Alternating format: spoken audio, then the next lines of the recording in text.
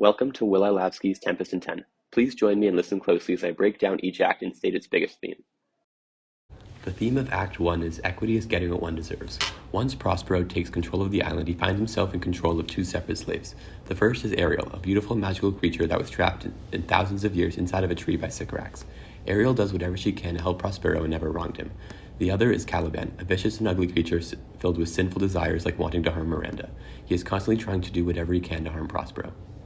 A quote I have for this is, Ariel, I will be correspondent to command and do my spiriting gently. Prospero, do so, and after 2 days I will discharge thee. Ariel, that's my noble master. What shall I do? Say what shall I do? This quote shows how Ariel treats her master with respect and is given the respect they deserve. However, when Caliban treats Prospero disrespectfully, he too is treated disrespectfully back. Caliban, as wicked do as are my mother brushed with raven's feathers from unwholesome fen. Drop on you both a swift blow on ye, and blister you all over. Prospero, for this be sure, tonight thou shalt have cramps, side stitches, and shall pen thy breath up. Urchins shall forth at fast of night, that they may work, all exercise on thee. Thou shalt be pinched as thick as honeycomb, each pinch more stinging than bees that made 'em. Here Caliban first enters the play, and without any comment from Prospero, Caliban starts to speak rudely to Prospero. In return, Prospero threatens to put a curse on Caliban for being so disrespectful. In these two quotes, we can see that Ariel, who was very respectful, was offered to be free of the duties in 2 days, and Caliban was cursed for being very disrespectful. Each was treated with equity and were given what they deserved. The relation between Caliban and Ariel can be closely related to that of the Jews and the Nazis in World War II. Jews were wrongly treated just because of their religion, and they were often shamed because many people incorrectly believed in the Jewish religion was the wrong way of life. Now, Jewish people can openly practice their religion without being forced into enslavement or forced to follow extra restrictions. This is like Ariel, as he was wrongly enslaved, but now is freed and can live the life their own way with no worries. The Nazis were the primary ones performing these wrongdoings post-war and were imprisoned, and some were killed for their actions. This is like Caliban, as the Germans did not have much of a reason to inflict so much damage on innocent lives. Of course, this is on a much more extreme scale than within Shakespeare, but this is a real-world example where people were rewarded or punished for their actions. The theme for Act 2 is all about the diverse types of power some people have over others on the island. In this act, we see people who are comparatively seen as lesser in power have the choice to rise and gain power. We see those with power continue to possess their powers over others. Now let's listen to Tim Nance, a literature professor who will break down how Prospero uses his power in this act. So through his words, he micromanages his daughter and her relationship. Even in the middle, when she thinks she has the freedom to choose Ferdinand on her own, it's entirely Prospero pulling the strings behind the scenes. His harshness towards Ferdinand is all an act just to get the two of them to fall in love even more. And when they do, that's exactly what he wanted. And yet Prospero's power over his daughter Miranda is really just a microcosm of the whole picture of power struggles. Tim Nance states that Prospero has so much power over Ferdinand that he made Ferdinand think he chose to love Miranda by free will, when in reality it was all Prospero's doings. Another time when power is shown in this act is in scene 2 when Caliban says, "These be fine things, and if they not be sprites, that's a brave god and beer's clestial liquor. I will kneel to him." This power is possessed from Stefano over Caliban, and is significant because now Caliban sees Stefano as a leader to which he will follow an attempt to overthrow Prospero with. A real-life example of power is police officers. When someone is walking outside and they see a police officer, they are more likely to be trying their best to be the best citizen possible and obey all laws because of the power police officers hold over normal citizens of a country. The biggest theme for Act 3 is the theme of love. In this act, there is a lot of distinct types of love going around, such as romantic love between Miranda and Ferdinand, and a friendship between Trinculo and Stefano, as they drunkenly plan to overthrow the island.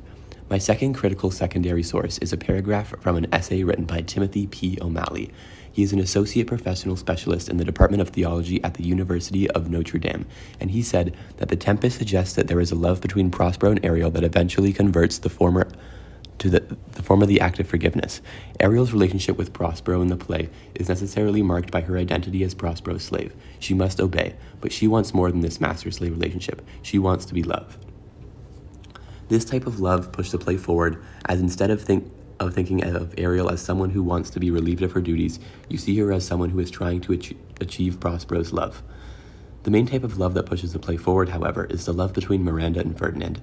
As seen in Act 3, quote that I have is, "Most poor matters point to rich ends. This my mean task would be as heavy to me as odious. But the mistress which I serve quickens what's dead and makes my labors pleasures. This shows that Ferdinand is willing to do physical labor for Prospero that is usually performed by a slave, just because he loves Miranda. Love is seen in real life from the unconditional love your parents give you. This love is important because it makes you feel cherished and important. Act 4 focuses more on Miranda and Ferdinand's relationship, however this time it's more about loyalty. Ferdinand must show his loyalty to Miranda, however Ferdinand must also show similar loyalty to Prospero, to be able to gain his father's blessing to gain access to Miranda's heart. My final critical secondary source is written by Dr. Charlotte Jacobson. Here she stated that, as he is certainly not loyal to Prospero, Ferdinand only does the father's biddings to remain loyal to his own intense desire for Miranda's love. So while on the surface his character's defense seems to be an active demonstration of loyalty to Miranda and her father, Ferdinand is instead acting upon his own ambitions and attempting, by whatever means, to gain the hand in marriage of his newfound love. Dr. Jacobson stated that Ferdinand only needed to be loyal to Miranda, however must treat Prospero with a similar loyalty without directly needing to give Prospero his loyalty, as he is urging for Miranda's love. Loyalty is also seen in this act by Ariel. Ariel found 3 drunks, including Caliban, plotting to kill Prospero, and she reported this to Prospero regardless of Prospero owning Ariel as a slave.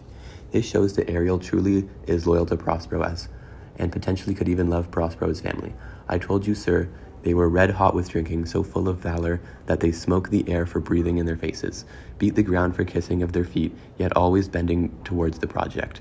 This quote from Ariel shows that instead of joining in on those plotting to overthrow Prospero, he remains loyal and helps Prospero stay in power. Loyalty is seen in real life during war. Brave soldiers must show their loyalty to their countries and risk their lives to save their country. This shows that their loyalty, as instead of hiding in their home front, our brave soldiers are willing to defend their country, giving others a better life. The final theme for the final act of the play is that forgiveness releases the weight of resentment. In this act, the audience sees a lot of forgiveness take place, mostly on behalf of Prospero. He forgives his brother for taking over Milan from him, and he forgives Alonso for driving him out of Italy. He also forgives the 3 drunks for stealing the clothes. This shows that Prospero does not hold grudges against people, but rather is merciful. There, sir, stop. Let us not burden our remembrance with a heaviness that is gone. In this quote, Prospero is acknowledging all the wrongings that has happened to him, but he has decided that instead of driving his newly made family further apart, he will bring them all closer together by forgiving his son-in-law, his son-in-law's father. Releasing this weight of resentment he had towards Alonso is what allowed Prospero to obtain his old life back, as now everyone welcomes him back to Milan. Forgiveness is seen in the real world during confession. If you acknowledge your wrongdoings, Jesus will forgive you just as Prospero forgave Alonso.